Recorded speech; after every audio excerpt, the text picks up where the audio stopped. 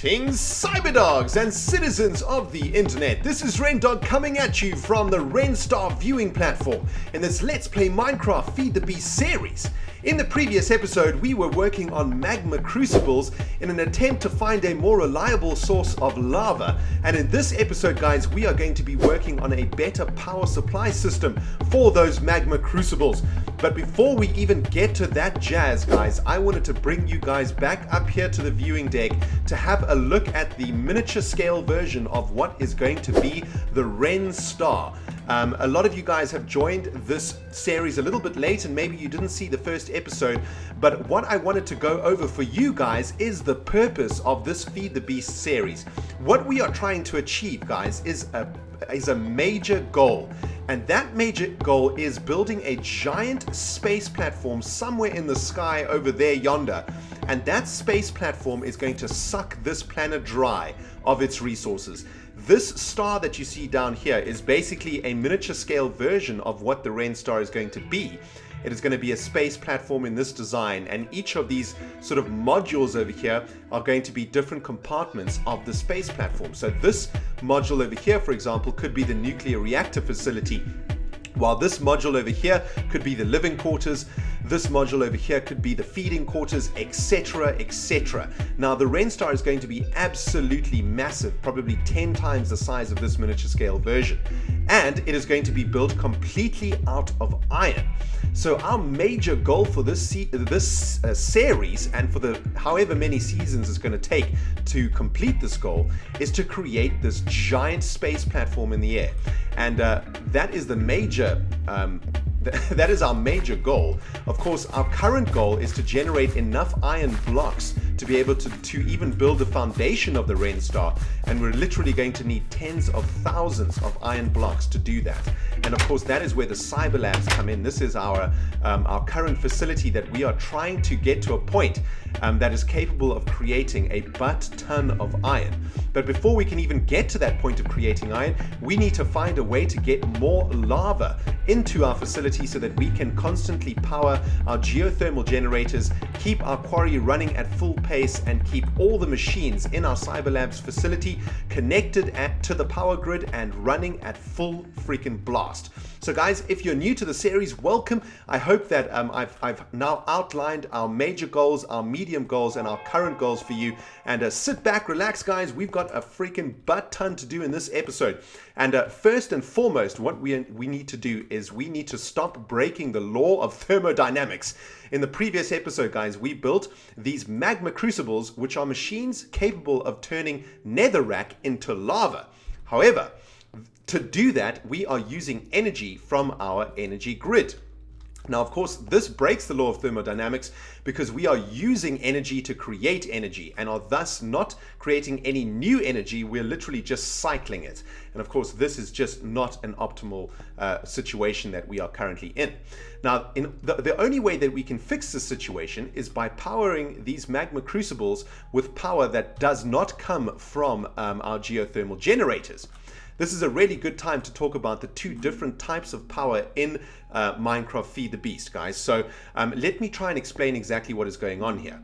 These geothermal generators, aka Squidwards, are creating a type of energy called EU energy. If we look at our MFE over here, we have stored 600,000 units of EU energy. Now, these Magma Crucibles over here require a different type of energy to run. What they require is MJ energy. Now, MJ energy stands for Minecraft joules, while EU energy stands for energy units, I believe. Now, the reason that there are two different types of energy in Feed the Beast is because they come from different mods that are in the mod pack. But they are interchangeable, right? So we are currently running EU energy, which is capable of traveling through these glass fiber cables.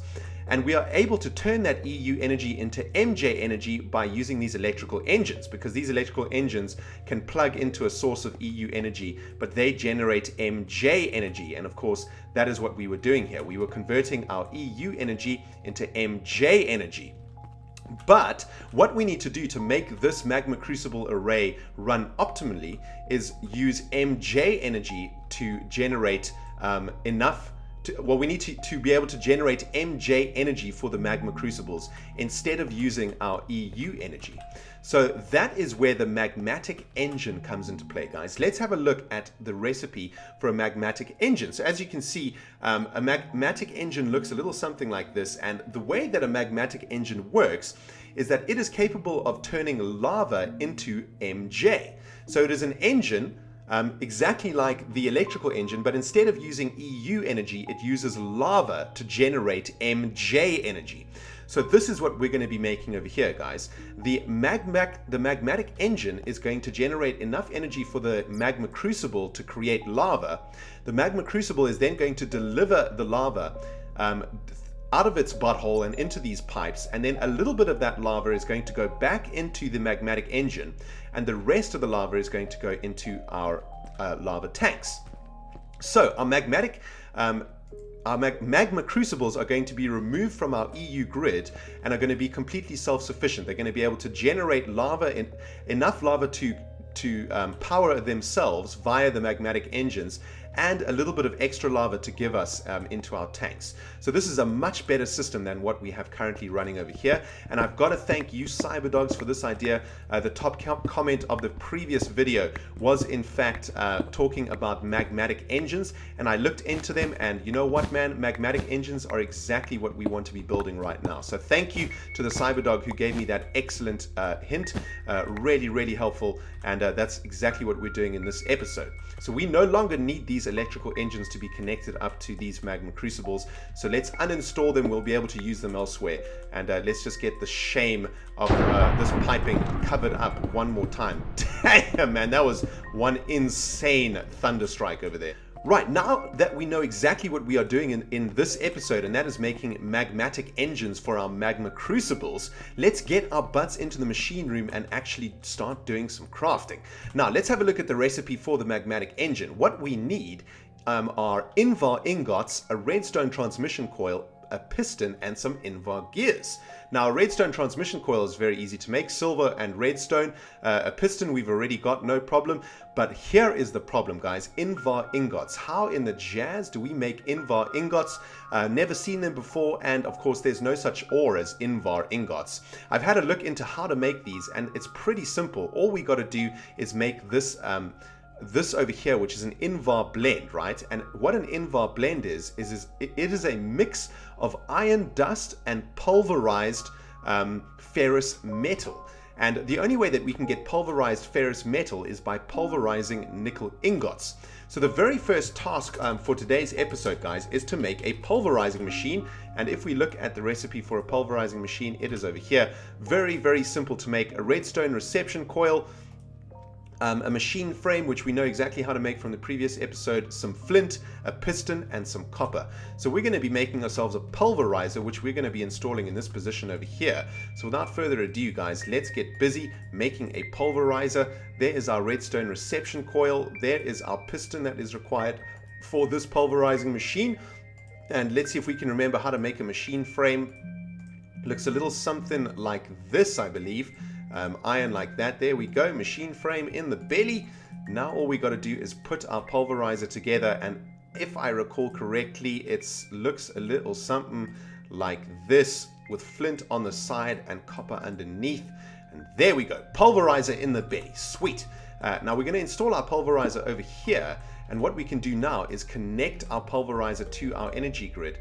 But our pulverizer, if we look over here, requires MJ to run. That means that we need to install an electric engine, exactly like we did over here for the rolling machine, in order to get this pulverizer running. So that is the next task for today's episode. Let's get an electrical engine installed to this pulverizer. All we got to do is open up the space above over here. We've already got an electrical engine that we just picked up from the Magma Crucibles in the Cyber Labs maintenance level.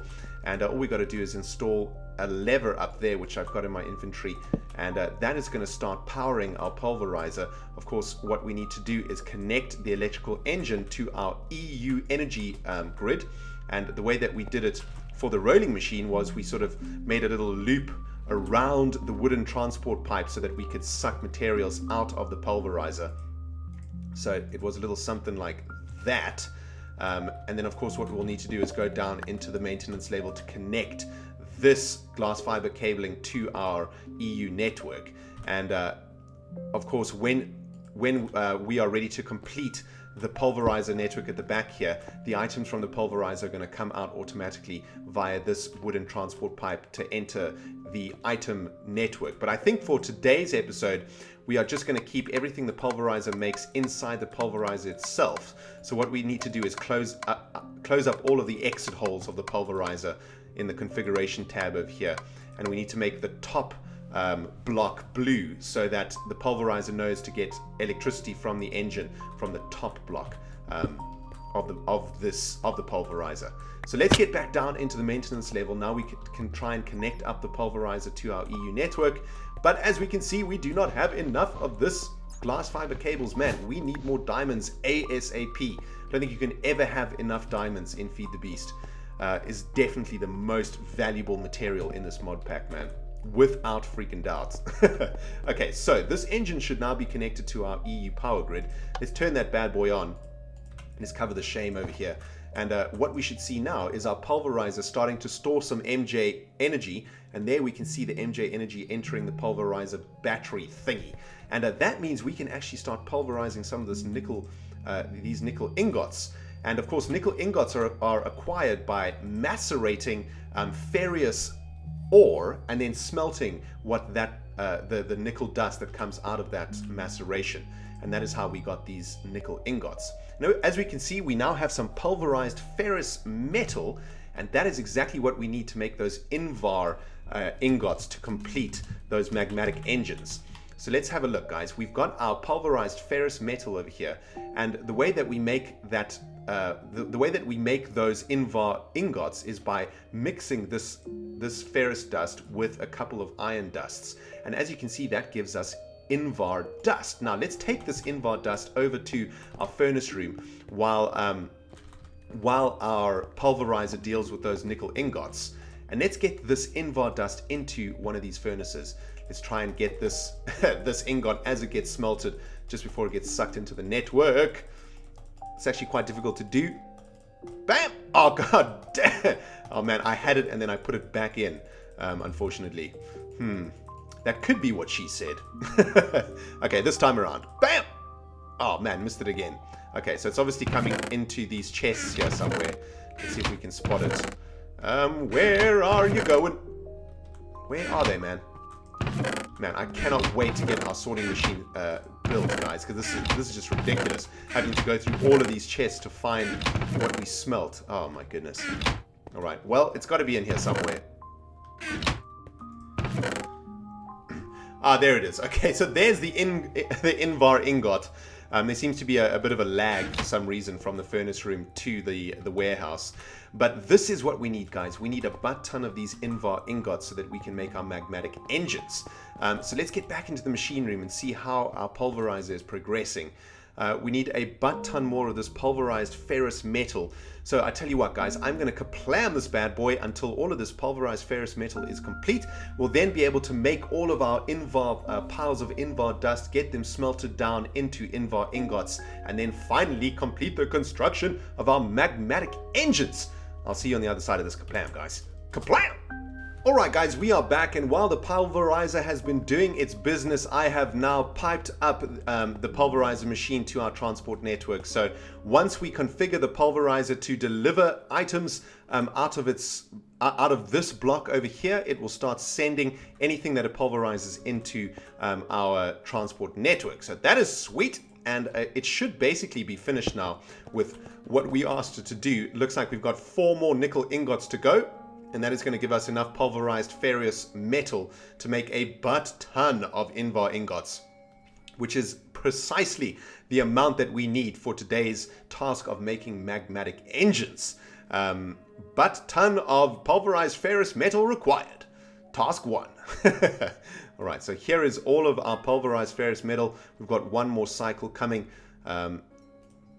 Nicely done. We can now turn off this pulverizer. We do not need him anymore. That's awesome. There's a little green light on when he's actually working. That's really cool.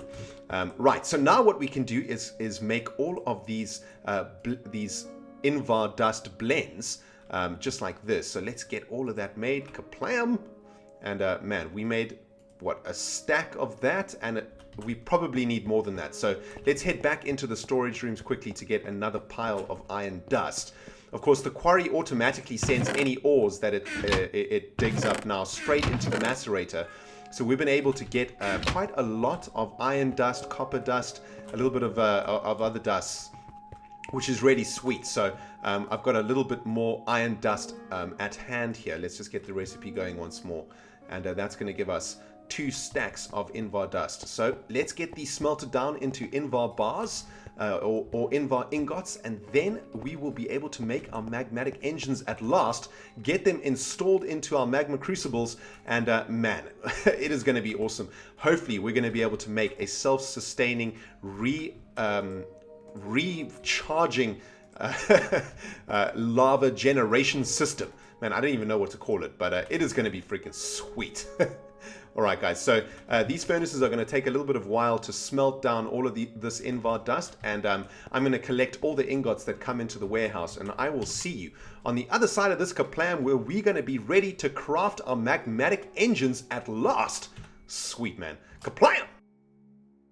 Alright guys, we are back in the warehouse. I've managed to pick up 2 stacks of Invar ingots, which is going to be more than enough required to make our magmatic engine. So let's get back to our project table and let's get crafting some magmatic engines. Let's have a look. All we need to do is make some Invar gears. That's pretty easy to make. All we need is an iron ingot in the middle, surrounded by these Invar ingots, just like that. And because we're making 5 magmatic engines, 1 for each of our magma crucibles, we're going to need 10 of these things. So 10 of those in the belly. Next up, what we need is this redstone transmission coil, just redstone and silver ingots, so that's pretty damn easy to make. Silver ingot in the middle, redstone along the side, and of course we're going to need 5 of those for the 5 magmatic engines that we're making, and the rest is pretty self-explanatory. Let's get the pistons installed, let's get the redstone transmission coil installed, let's get the Invar ingots over there and the Invar gears over there, and that is going to make us 5 magmatic engines. Awesome. Right guys, you know what time it is, man. It is magmatic engine 5 time. Sweet. Right guys, let's get back down to the magma crucible array and get these engines installed, and let's have a look guys if we can actually get this to work the way that we really want it to. And that is of course to create a system that is self-sustaining, that is able to generate enough lava to keep itself going, as well as to give us a little bit of extra lava that it doesn't use, so that we can start filling up our tanks from what essentially becomes an almost infinite source of lava. So guys, the magmatic engines are now installed, but what we do need to do is get them running. Now, magmatic engines don't need a redstone signal to start. They also don't need any sort of power, any sort of EU or MJ power to start. All they actually need inside of them is some lava, and that is what starts them. So what I want to do is just make 5 buckets out of this iron, and what we're going to do now guys is pull some lava out of our reservoirs, out of our tanks anyway, and get these magmatic engines firing. So let's just go to the fullest tank that we've got, this one. 2, 3, 4, 5. We've got 5 buckets of lava now. Now what we can do is actually what we can do is add this lava to these magmatic engines by just right clicking. Check it out, right? Look at them go, man. Now they have started their cycle, and if we look into the actual magma crucibles, we should see that their energy levels are in fact going up, and they are going up. So that is awesome. Now while these magma crucibles charge, I just want to go get some marble, because those magmatic engines are now floating, and that could be construed as a physics fail, and one that I am not happy with, especially because they must be ridiculously heavy machines if they are generating lava, man. Damn, can you imagine the density of this metal over here, man? Damn. Okay, anyway, so what we need to do now, guys, is pipe up this network. So what we want happening, right, is the lava to come out of these magma crucibles. So let's get our iron waterproof pipes installed. So we want the lava to come out of the magma crucibles. Let's just bring this pipe down a little bit. We then want the lava to come down 1 level and for the lava to go back into our magmatic engines. So if the magmatic engines require lava, we want the lava to be able to go into the magmatic engines. Then we want any of the excess lava that the magmatic engines don't need anymore to go into our transport network. So that is very, very simple, really. Let's get an iron pipe installed over here so that no lava can come back up into... Once the lava goes down here, it is for the tanks, man. It is not coming back. Just like that. Okay, so what we should see once these magma crucibles have enough power, they already had generated enough power. That is excellent. So now we can see that lava is being generated in the magma crucibles. What we should see is lava coming out of the magma crucibles, coming down these iron waterproof transport pipes into this level of pipage, then for the lava to go back into the magmatic engines, and any excess lava to go into our pumps. Now we can see that this network is completely self-sufficient and unconnected to our EU network. So we're no longer draining our MFEs to run our magma crucibles. And as long as this system can be self-sufficient, I think that we've got a winner up in this jazz, man. So let's have a look. So our first bit of lava should be coming out right about now. Check it out.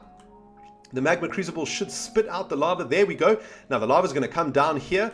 Let's have a look. Does it refill over here? Yes, we can see the lava going back into this magmatic engine, and a little bit of lava actually traveling into our tanks. So while we may have added lava into the magmatic engines, we actually did get a little bit of extra lava there. So guys, I would say that this system is now working, and we are literally generating free lava. It may not be as fast as the lava pumps, but this system is actually making free lava, which is absolutely awesome. And I just want to thank the CyberDog who told me about this once more. Thank you so much for this suggestion. You're a lifesaver, man.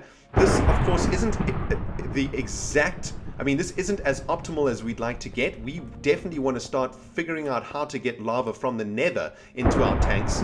But for now, this system is just going to work absolutely fine. And as long, you know, what we can literally do is just idle for a while and let our tanks refill with lava. And, you know, this is just awesome. Look at this, man. Our magmatic engines are staying full of lava. Let's have a look through all of them. Yeah, they all look like they're maintaining a good level of lava, and at the same time we're skimming a little bit off the top, very much like like an agent or something, I guess, or a lawyer. So this is awesome, man. I'm so happy about this. I think I want to watch one more cycle. I want to see how much lava actually goes into the magmatic engine.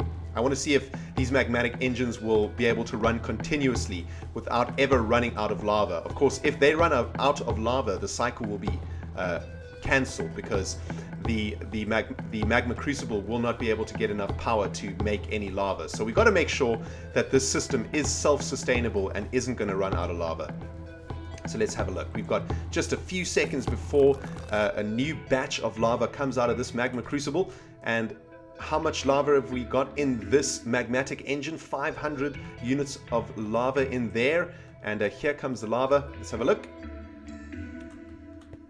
Come on, lava. There it goes. Okay, so we can watch this. How much do we actually get into here?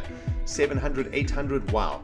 900. So we almost went up 500 units of lava there, and we still got a little bit off the side there. So what I suspect is going to happen is that these magmatic engines are eventually going to fill up to the top of lava. Either fill up to the top or just maintain this level consistently. And we're slowly but surely going to be filling up our tanks with lava. Oh man, this is so freaking awesome. I am so happy. Look at that. We've doubled the amount of lava, actually, even more than double the amount of lava since the last cycle. So I do believe this is a self-sustaining system, and I couldn't be a happier doggy, man. This is awesome. Guys, I hope you have enjoyed this episode, and if you have, you know what to do, man. You smack that like button, and I cannot wait to see you in the next episode, where I will be able to report back whether this system is completely self-sufficient or not. If it is self-sufficient, our tanks should be filled up with lava, and if not, we're going to have to look at some alternative solutions. Thank you so much for watching this episode, guys, and if you haven't subscribed yet, here's a subscribe button for your ass. And this has been ReNDoG playing Minecraft. Feed the beast. Can't wait to see you in the next episode, my cyber diggity dogs. Goodbye, my friends.